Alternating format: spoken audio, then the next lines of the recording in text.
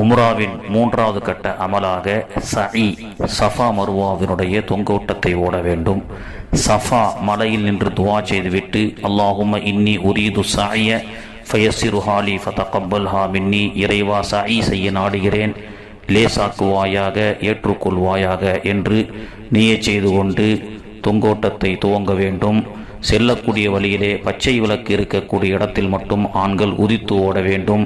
இவ்வாறாக சஃபா முதல் மருவா வரை முதல் சுற்று, மருவா முதல் சஃபா வரை இரண்டாவது சுற்று, சஃபா முதல் மருவா வரை மூன்றாவது சுற்று, மருவா முதல் சஃபா வரை நான்காவது சுற்று, சஃபா முதல் மருவா வரை ஐந்தாவது சுற்று, மருவா முதல் சஃபா வரை ஆறாவது சுற்று, சஃபா முதல் மருவா வரை ஏழாவது சுற்றை சுற்றி முடித்து முடிகளை மொட்டையடித்து உம்ராவை நிறைவேற்ற வேண்டும். அல்லாஹு தாலா காணக்கூடிய அனைத்து சப்ஸ்கிரைபர்களுக்கும் உம்ரா ஹஜ்ஜுடைய நசீபை தந்து அருள் புரிவான்.